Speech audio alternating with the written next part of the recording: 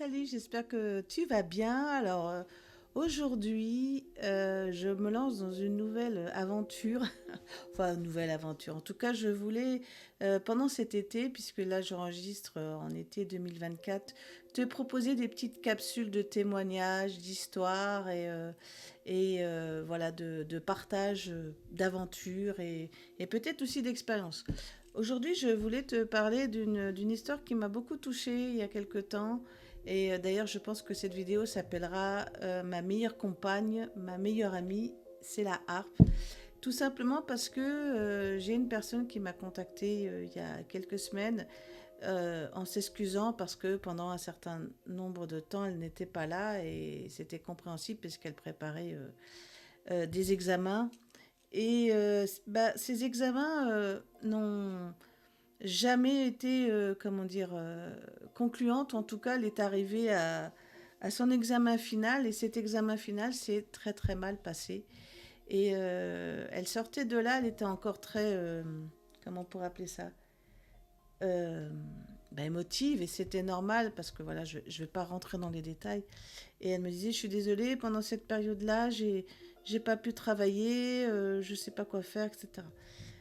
Comme je lui ai dit, tu sais, j'ai pas de solution à te donner ou de conseils à te donner par rapport à cet instant-là, à part de prendre le temps de digérer cette information par rapport à ce qui s'était passé par rapport à son examen. C'était pas un examen de harpe, mais c'était un examen pour accéder à un métier, donc quelque chose quand même d'important.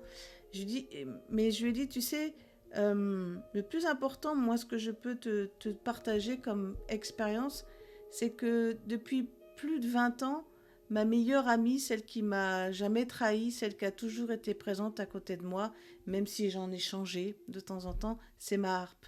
C'est-à-dire que euh, la harpe sera toujours à côté de toi, même si pendant une certaine période tu la délaisses, elle sera là, elle t'attendra avec patience, avec bienveillance.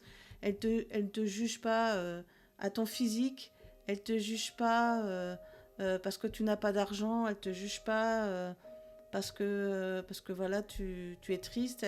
Simplement, elle attend que de partager avec toi un bon moment, même si parfois c'est pas facile, hein, je l'admets. Pour moi aussi, il y a des fois j'ai des doutes, j'arrive pas à faire des choses que je voudrais faire et j'y arrive pas. Mais voilà, je lui ai dit, tu sais, c'est peut-être le meilleur conseil que je peux te donner, c'est que quand tu as besoin de t'exprimer, tu peux t'exprimer à travers la harpe, à travers tes doigts. Moi, j'ai écrit quelques morceaux d'émotions et d'expériences ou d'histoires comme Éternel ou comme le morceau Résistance ou, euh, ou d'autres morceaux dont j'ai fait des arrangements et qui ont été pour moi importants dans ma vie. Et voilà, je sais que peut-être un jour, je pourrais peut-être plus jouer de la harpe, mais ma harpe alors, sera toujours ma meilleure amie parce qu'elle m'a jamais déçue, elle m'a jamais trahi. Et c'est celle qui est restée le plus longtemps avec moi.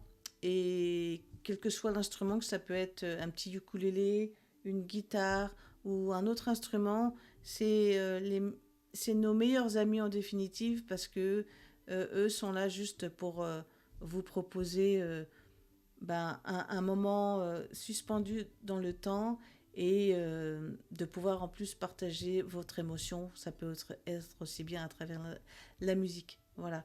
Je voulais vous faire cette petite capsule parce que c'est vrai que on vit dans des temps assez troublés et je trouve que c'est bien de rappeler que voilà, votre instrument de musique, là je parle en l'occurrence de l'art puisque c'est dans mon domaine de compétences, ben voilà, pour moi c'est ma meilleure amie. Voilà. J'espère que cette petite capsule, petit échange vous aura plu et puis je vous dis à tout bientôt. Salut.